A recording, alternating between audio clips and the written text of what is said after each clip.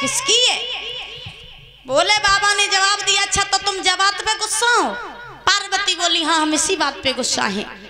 तो भोले बाबा ने जवाब दिया, पार्वती अरे तुम्हें नहीं पता है, ये जो मेरे गले में मुंडों की माला पड़ी हुई है ये और किसी की नहीं, ये जो इस माला में मुंड है ना, सिर है ना, ये सारे शीश तुम्हारे हैं। पार्वती बोली, हमारे हैं? महाराज हमारे कैसे हुए? तो भोले बाबा बोले, ऐसे हुए कि जब जब तुम मरी हो, जब जब तुम मरी हो, जब जब तुमने देह को त्यागा है, तब तब तुम्हारे शीश मैंने काट काट करके अपनी माला में पिरो लिए, इसीलिए कि हम तुम्हें इतना प्रेम करते हैं। हे पार्वती, हम तुमसे इतना प्रेम करते कि मैंने कभी तुम्हें खुद से अलग नहीं होने दिया।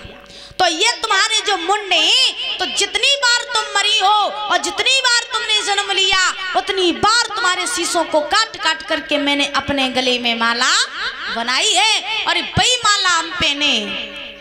अब पार्वती बोले, तो तुमने अब मेरे संगे धोखा करो? बोले बाबा बोले, अब क्या धोखा किया, अब तो तुम्हें हमने सारी सच्चाई बता दी। तो महाराज पार्वती बोली, तुमने धोखा इसलिए किया कि जब बताओ कि तुम हमें ही मारते रहे और हम ही हम मरते रहे, जब मरे तब हम ही मरे, तब का तुम कबू नहीं मत तो? बोले बाबा क्या हम ही मर जाते, तुम कभी मरते नहीं हो? बोले बाबा बोले, नहीं पार्वती हम कभी नहीं मरते। क्यों? क्योंकि हम अजर अमर अविनाशी हैं, हम मरते नहीं हैं, हम तो अमर हैं। पार्वती बोली, अच्छा तुम अमर हो तो तुम क्यों अमर हो गए और हम क्यों मर जाते हैं? तो महाराज बोले बाबा बोले, इसलिए हम अमर हैं क्योंकि हमने अमर कथा सुनी है, हमने अमर कथा सुनी, इसीलिए हम अमर हैं। तो महाराज ध्यान रखना, और ये अमर कथा और दूसरी कोई नहीं, ये अमर कथा श्रीमद् भागवत महापुराण है, इसको ही अमर कथा कहते हैं। तो जो कोई भी भागवत को सुनता है उसकी भी मुक्ति भी अच्छे से होती है, पाप भी सारे नष्ट होते हैं। और बताया जाता है कि जो भागवत को भाव से सुन लेता है या भागवत को भाव से करवा लेता है, एक पीढ़ी नहीं, दो पीढ़ी नहीं, आने वाली 7 पीढ़ियों का तारन तरन हो जाता है। तो भोले बाबा ने जवाब दिया, पार्वती हम इसलिए नहीं मरते क्योंकि हमने अमर कथा को सुना है।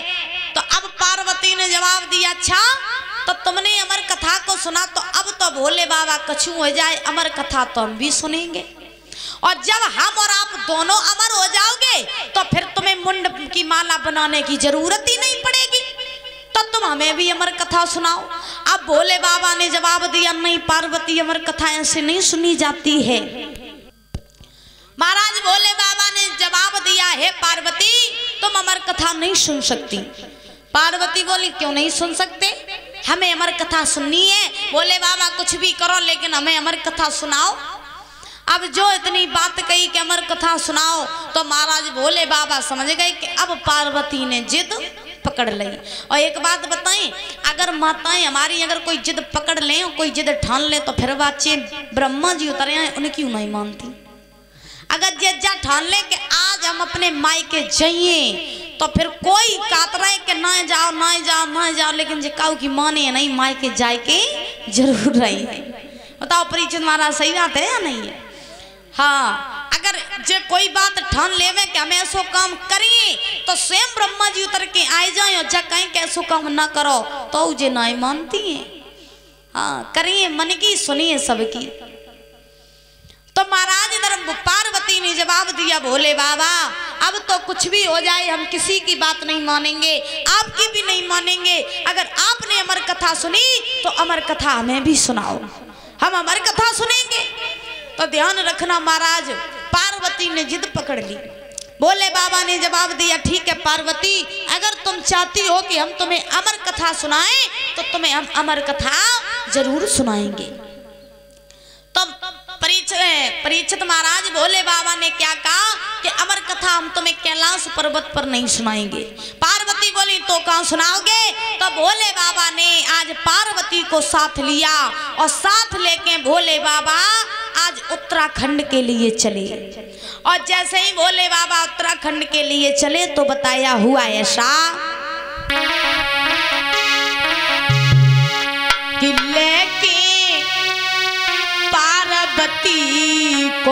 संग आगे बढ़ गए त्रिपुरारी।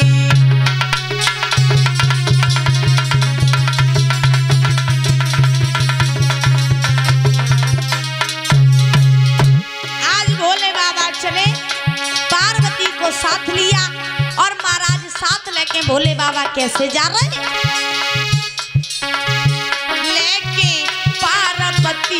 को संग आगे बढ़ गए त्रिपुरारी।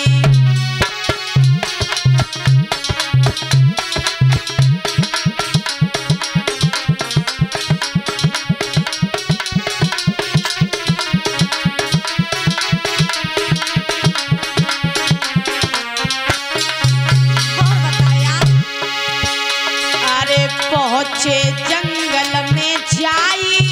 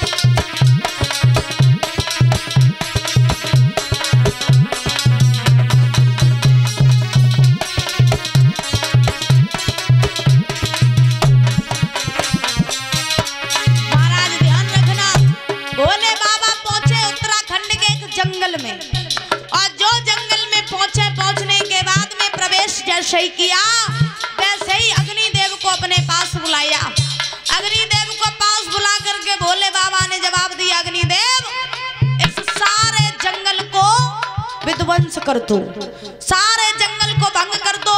यहाँ पर एक भी जीव जंतु पेड़ पौधा नहीं रहना चाहिए। क्यों? क्योंकि हम यहाँ पर पार्वती को अकेले बैठ के एकांत में बैठा करके कथा सुनाएंगे। अग्निदेव आए महाराज, अग्निदेव ने विलंब नहीं किया और आने के बाद में सारे जंगल को भंग कर दिया हुआ है। अग्निदेव आज्ञा धाये, उस वन को निर्जन कर आए।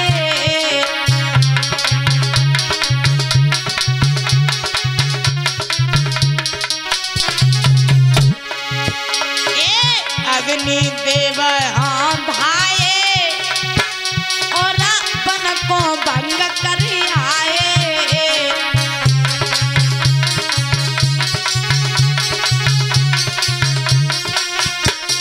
और तब के शिव ने छोड़ो प्रसन्न आगे बढ़ गए त्रिपुरारी।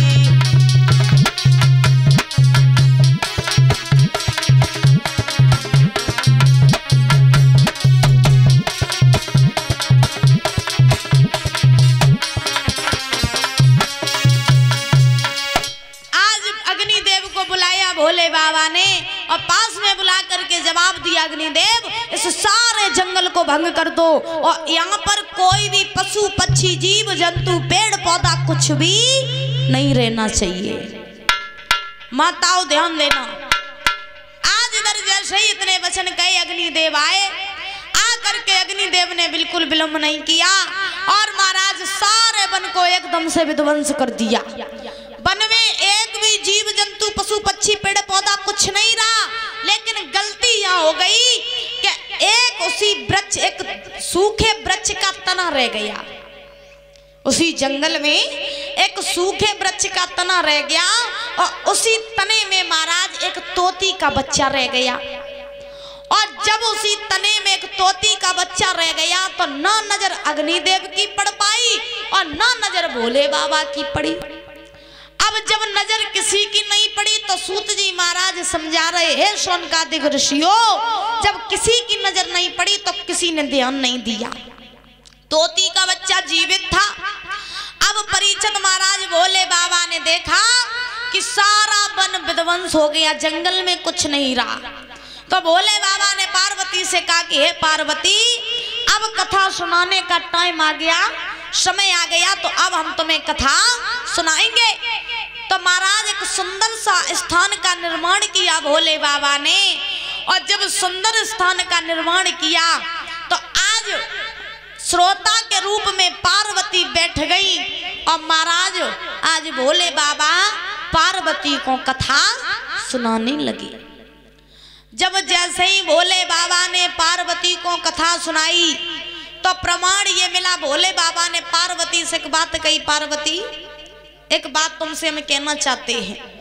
पार्वती बोली, कहो महाराज। तो भोले बाबा बोले, कहना हम ये चाहते हैं कि हम तो कथा कहते कहते कथा में लीन हो जाएंगे, लेकिन हमें पता कैसे चलेगा कि तुम लोग कथा सुन रहे हो या नहीं। तो पार्वती तुम ऐसा करना कि जब हम कथा कहने लगे तो तुम बीच बीच में हुंकारे देती रहना। पार्वती ने जवाब दिया, ठीक है महाराज, अगर आप चाहते हो कि हम बीच बीच में हुंकारे देते रहें तो हम यही ऐसा ही करेंगे।